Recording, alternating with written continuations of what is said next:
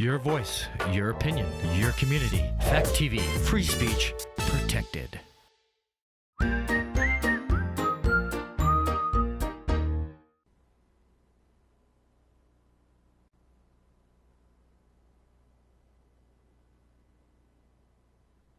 Are you sick of looking at Netflix and you don't know what to watch? So many movies out there, you don't know which ones are good, which ones were bad. You curious about what's out there? I'm Joey Powers. I'm Don Tretler. This is The Best Pictures. The ones you don't want to miss. Hit it. Say hello to my little friend!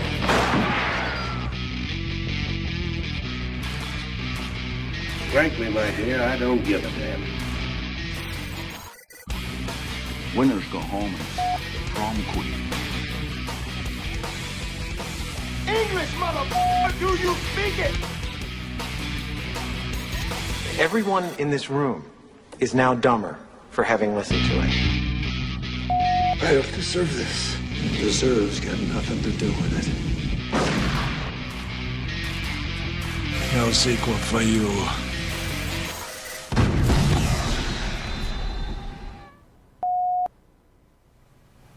Hey, welcome to Best Pictures. I'm your host, Don Tretler.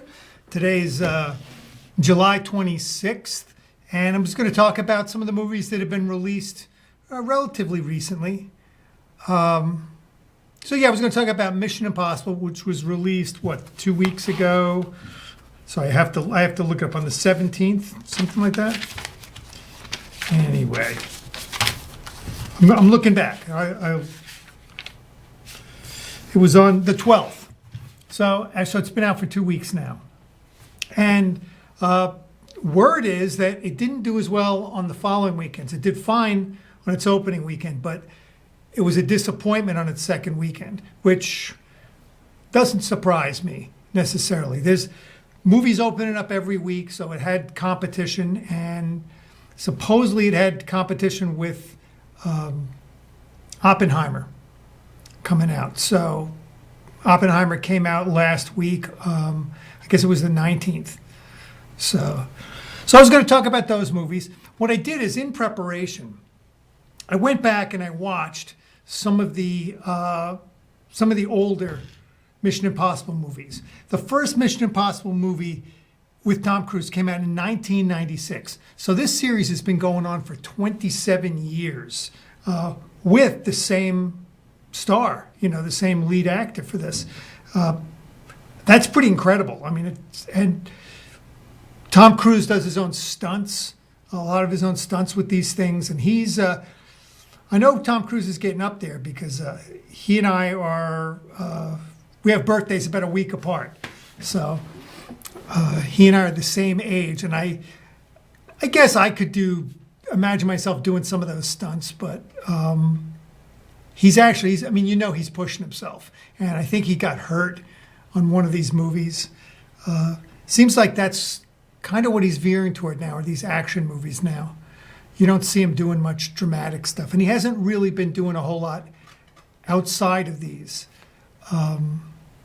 So it started in 1996 with Mission Impossible, which was kind of I don't want to say like a reboot, but it was kind of inspired by the television show Mission Impossible, which ran from somewhere in the area of 1966 to 1972. I think it was a CBS show. And it was a relatively popular show. Things had caught on, the whole thing about the tape at the very beginning. This is your mission if you choose to accept it. This message will self-destruct in 5 seconds. So that kind of like became like popular lore, integrated into our culture after that television show. I was pretty young when that came out, so I kind of have memories of it, but I remember it feeling very adult to me and very. I'm trying to think what's a good word for it. I was going to say dour. It just was not something that was going to be entertaining to a younger person. So now they've kind of jazzed them up. I suppose they're appealing to everybody. So what I did is, like I was saying, I watched several of these movies in preparation for the new movie which came out. Mission Impossible Dead Reckoning Part 1. I believe next year, so next summer, they're planning on Dead Reckoning Part 2. The original, like I said, came out in 1996. It was directed by Brian De Palma. And it was pretty decent. I went back and watched that. I thought it was a pretty good movie. Kind of keeping in mind the old television show. I kind of think they kept the feel of the old TV show to a certain degree, which was pretty cool, you know. After that, I didn't get to watch Mission Impossible Part 2, and I don't remember if I saw it when it came out.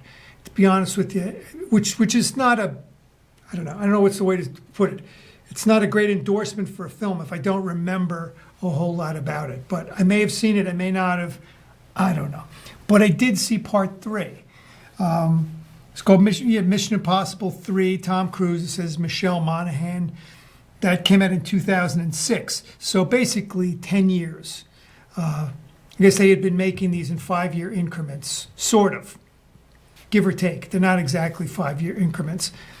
Mission Impossible 3, I was kind of excited about because it had Philip Seymour Hoffman was going to be the villain in this one, and it was pretty good. He's a pretty good villain. I think he's an excellent actor. So to choose him as the villain is a great choice. It's pretty cool. But this movie basically was just had no substance whatsoever. It just was. He was some kind of mysterious bad guy. They didn't know how he was connected to these events. And I looked back after I saw this movie.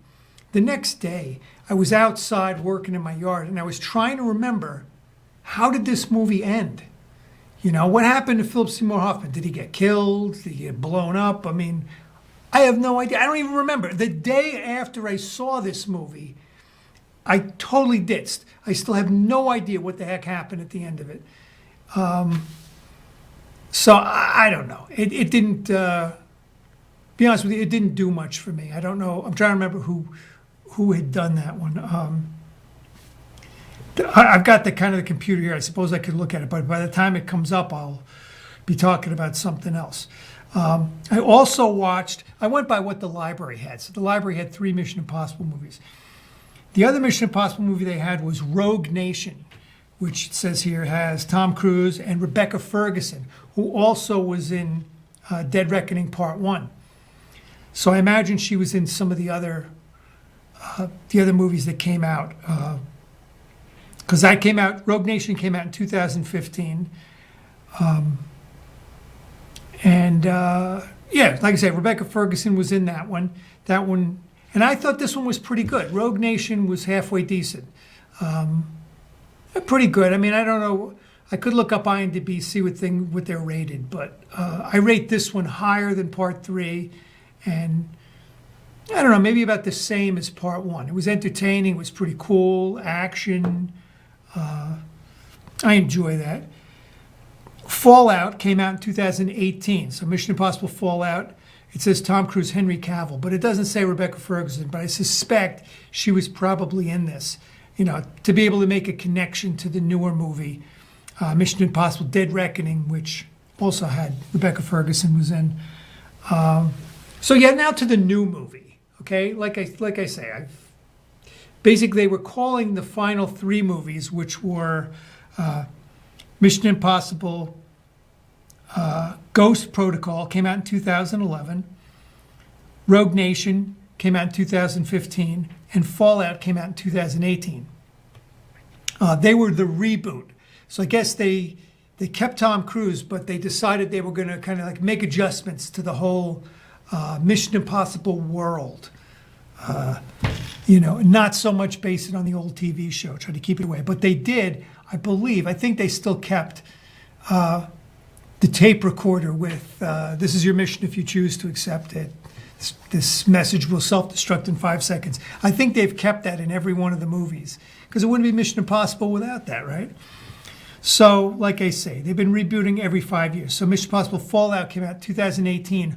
I didn't see it, but word on the street was that this was a very exciting movie. It was really good, and it really needed to be seen in the movie theater. I still haven't seen it, but I heard it was pretty cool. So if you're out there, if you haven't seen it, like I say, it's supposed to be pretty good. It's rated pretty high on IMDb, though I'm not going to look at it and tell you the rating.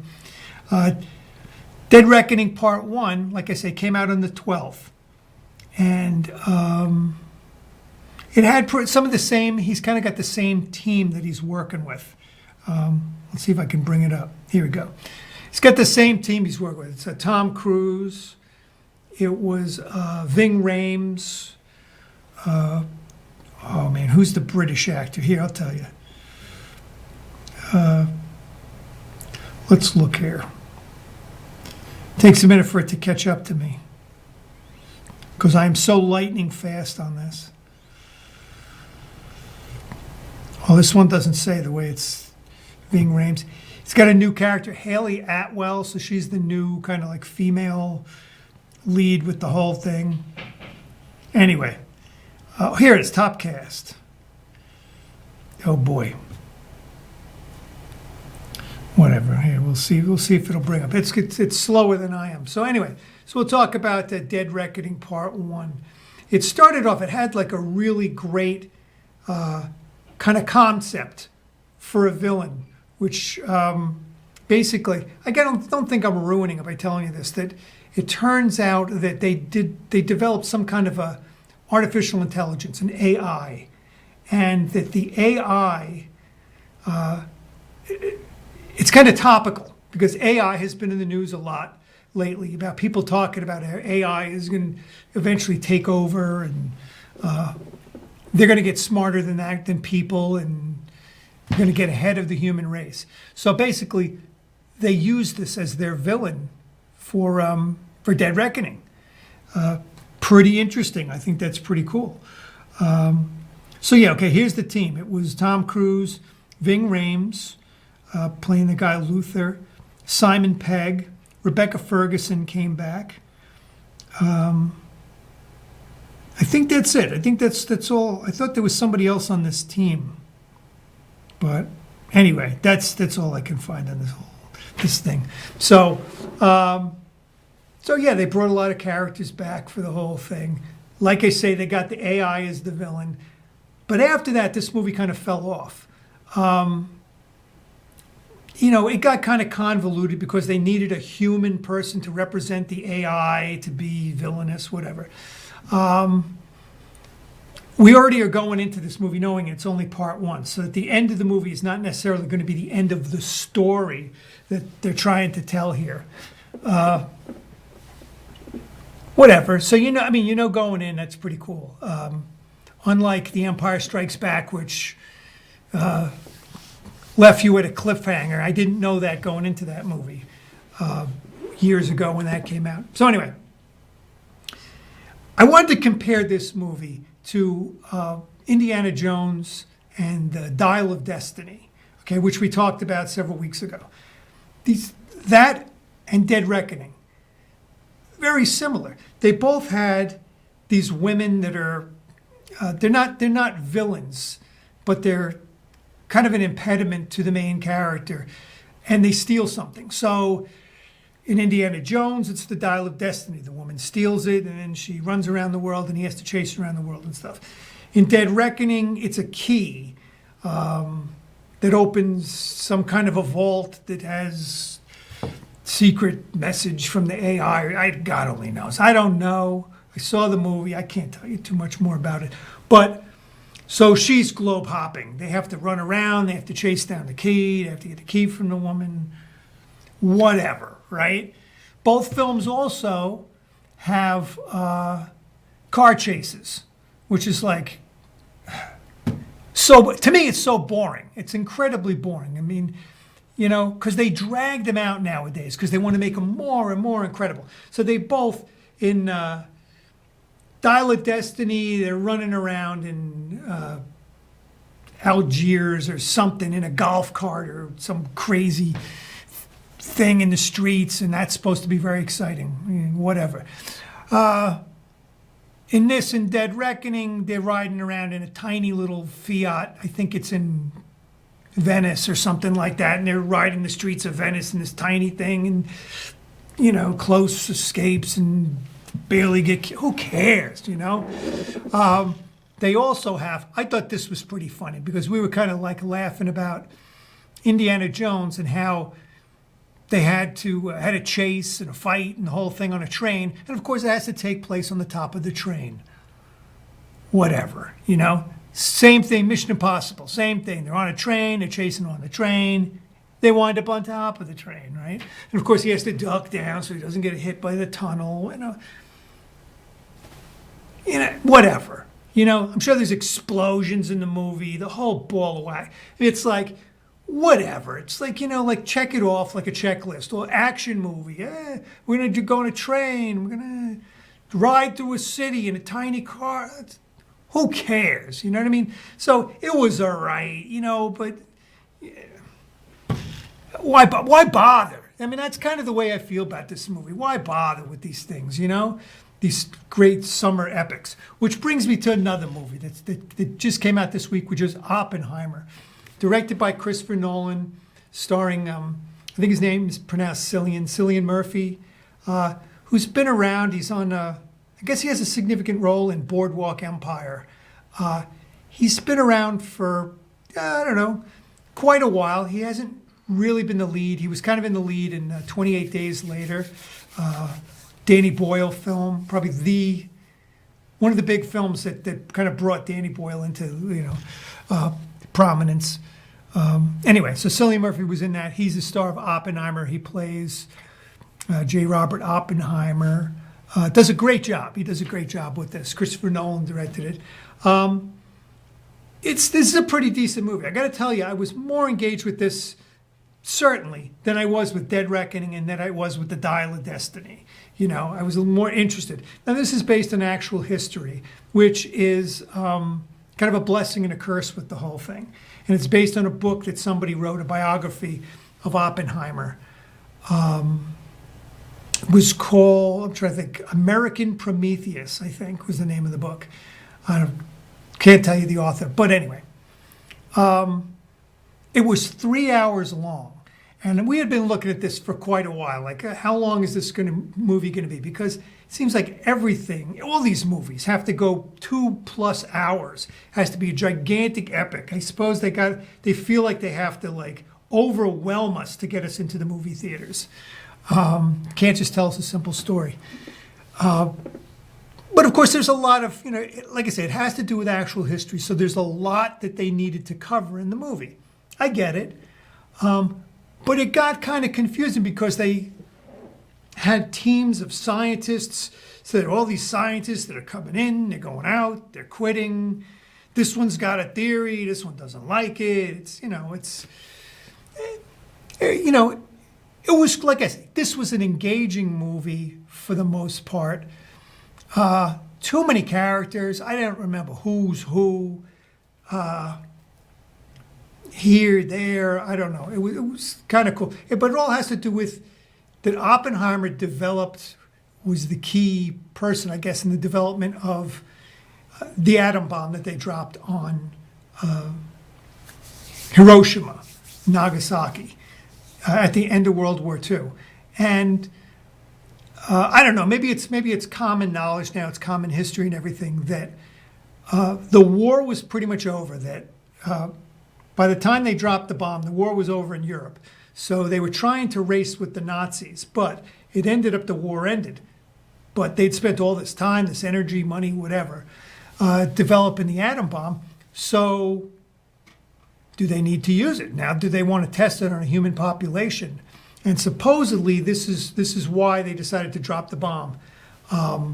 They told the American people at the time that they needed to drop the bomb because they needed to force Japan to surrender. They weren't convinced that Japan would surrender without something devastating like this. Interestingly, I spent a year in Japan near Hiroshima, so I got to see Peace Park. I got to go to the museum that commemorates the dropping of the atomic bomb and things like that. So, I don't know. Like I said, it's based on history. It's pretty interesting. Also goes into his personal life that, he got married, he had a mistress, and, all that stuff too. I don't know how key that is to it. Maybe it is. Maybe it just shows that it's kind of amping up the pressure in his life, that he's got this going on. He's got, his professional stuff to fight with the atom bomb. He's got to fight with the United States military for the whole thing. He's got to fight with other scientists for the whole thing. And then he's got this guy who I'm not quite clear, had something to do with Princeton.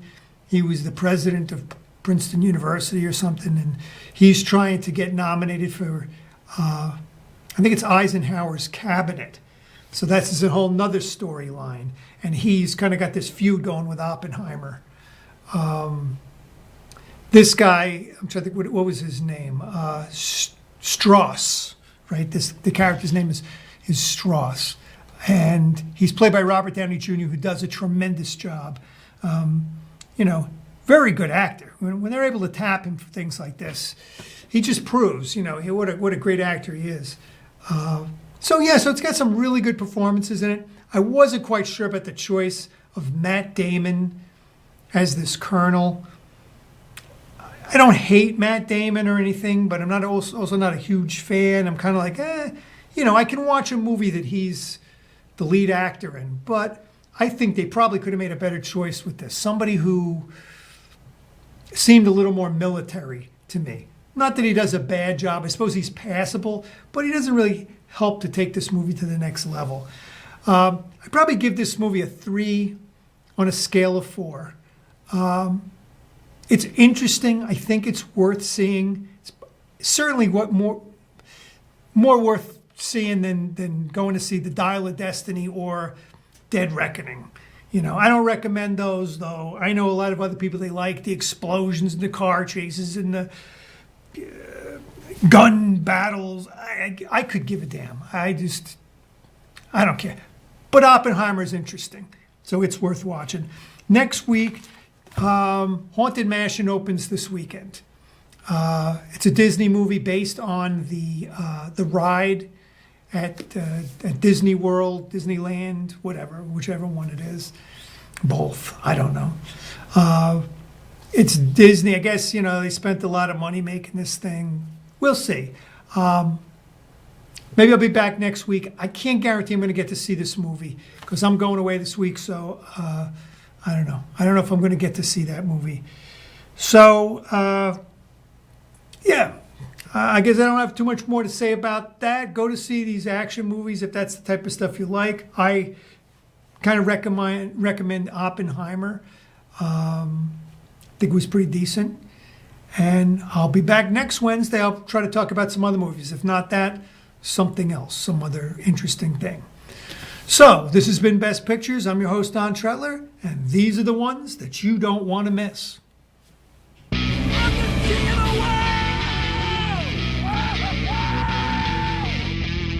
Gentlemen, you can't fight in here. This is the war room. Here's Johnny. Go ahead. Make my day.